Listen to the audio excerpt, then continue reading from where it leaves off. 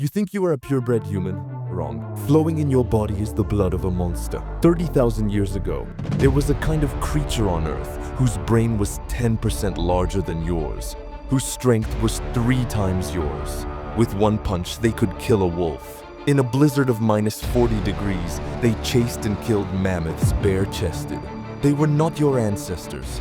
They were the mortal enemies of your ancestors, the Neanderthals, who fought them for 100,000 years. Scientists discovered in caves that on the Neanderthals menu, the names of our ancestors were clearly written. That's right, they ate humans. But what is even more terrifying is this: we ate them too. This was not evolution. This was genocide. A massacre that lasted 100,000 years. You think we won because of intelligence? Wrong. We were simply more sinister, better at mob violence. But what is truly horrifying when you think deeply is that they never truly died. In 2010, scientists decoded their DNA and discovered a truth that made everyone suffocate. 2 to 4% of the genes inside your body do not belong to humans at all. What does that mean? After your ancestors slaughtered their men, they did certain unspeakable things to their women. Now go look in the mirror. If you have deep-set eye sockets, wide nasal wings, and are prone to allergies, that is the curse left to you by that cannibal monster. That monster that disappeared in the Ice Age is at this very moment peering at the world through your blood. His name is Neanderthal. The story begins in 1856. In Germany's Neander Valley, a deformed skeleton was unearthed. The workers were terrified, thinking they had dug up a bear or a demon. The bones were too thick. So thick they didn't look human. The brow ridge protruded like an ape's. The skull was flat like a crushed watermelon, but the limb bones were frighteningly robust. A single thigh bone was thicker than a modern human's arm. When scientists obtained this pile of bones, all of Europe exploded. What does that mean? There were others before humans? The human world went mad. This violated the Bible, violated God's story of creating mankind. Some said it was a disabled person. Some said it was a Russian soldier. Others said it was just a deformed ape. But the truth was far more terrifying. In 1864, an Irish geologist confirmed that this was an entirely new human species. A species older than us, stronger than us, yet already extinct. They gave it a name: Neanderthal. In Latin, it means the people of the Neander Valley. But no one knew that this discovery was only the tip of the iceberg. The real nightmare was still to come. Over the next 100 years, scientists unearthed more than 400 Neanderthal skeletons across Europe, the Middle East, and Siberia. Every single one shattered humanity's understanding. These bones told us that Neanderthals were the most terrifying killing machines ever to exist on Earth. Let's talk about height first. They averaged 1.65 meters, about a head shorter than you. But what about weight? Starting at 85 kilograms, all muscle. Their bone density was twice that of modern humans. What does that mean? Your bones could be snapped with one kick, but theirs couldn't be smashed even with a hammer. Their muscle attachment points were as thick as tree roots. What does that tell us? Their muscles were freakishly strong. Scientists calculated that an ordinary Neanderthal, without any training at all, could have a grip strength of 100 kilograms. That's the same level as a modern professional rock climber. Even more frightening was their proportion of fast-twitch muscle fibers, which far exceeded that of modern humans. What are fast-twitch fibers? They are the source of explosive power. Sprinters and boxers rely on them, and Neanderthals were born combat machines. One punch could deliver 500 kilograms of force, equivalent to a small car slamming into your chest. You wouldn't last 3 seconds. And what about the brain?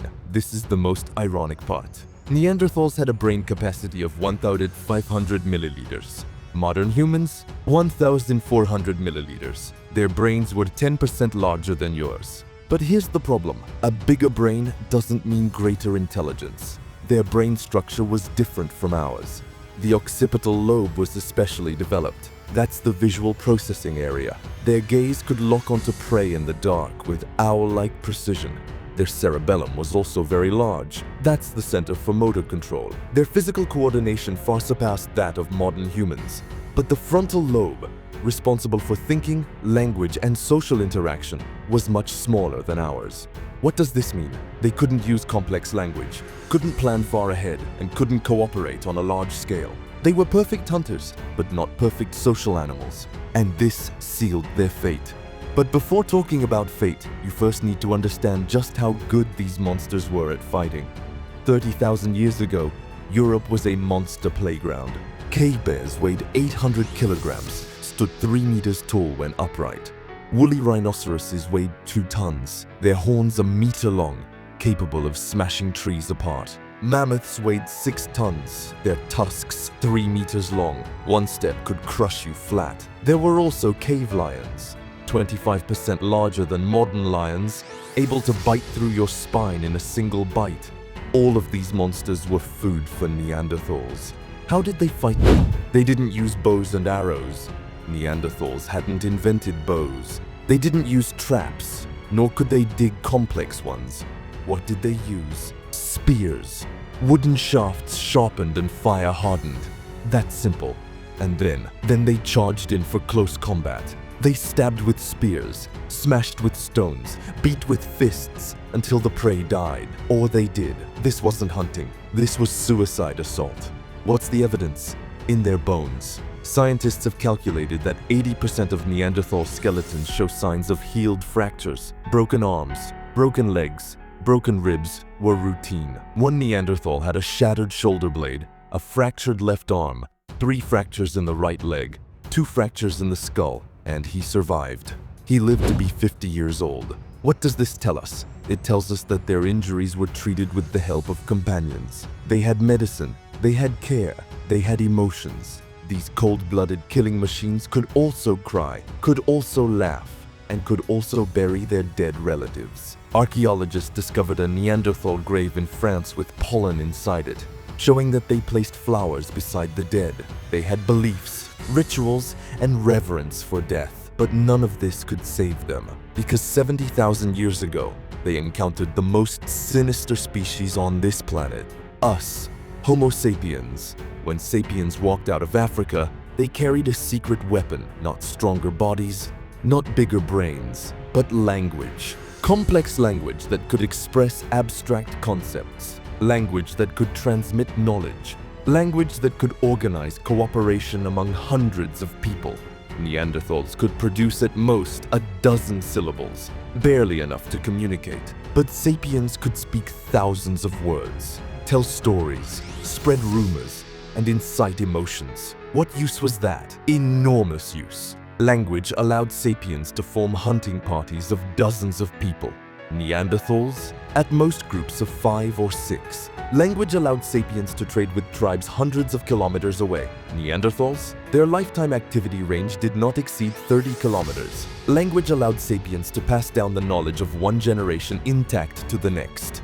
Neanderthals, every generation had to start groping from scratch. So when the two species met, Neanderthals discovered that these scrawny creatures were actually impossible to deal with. One-on-one, a sapiens would surely die. But sapiens never fought one-on-one. 10 of them would surround one of you. No matter how strong you were, you couldn't withstand 10 spears. Even more deadly, sapiens used ranged attacks. They invented spear throwers that could hurl a spear 50 meters. Neanderthals? They could only throw 10 meters, and not accurately. So on the battlefield, Neanderthals were turned into pincushions before they could even get close. Even if they did get close, sapiens wouldn't fight head-on. They would turn and run, reach a safe distance, then turn back and throw stones. You couldn't catch them, because sapiens had twice the endurance of Neanderthals. They could run all day, while Neanderthals would be gasping like dogs after half an hour. This was dimensional reduction warfare. No need to compare strength, no need to compare bravery. We just used our brains to play you to death. But sapiens had an even more ruthless move: having children. Neanderthal females had longer pregnancy cycles and higher risks during childbirth. A tribe could increase by only 5 people in 10 years. Sapiens, in 10 years they could increase by 20 people. Their population growth rate was 4 times that of Neanderthals. So even if both sides took losses on the battlefield, sapiens could quickly replenish their forces. Neanderthals, every death was permanent. By 40,000 years ago, all of Europe may have had only about 10,000 Neanderthals left. And sapiens? Already tens of thousands, even hundreds of thousands. How could that war still be fought? It couldn't.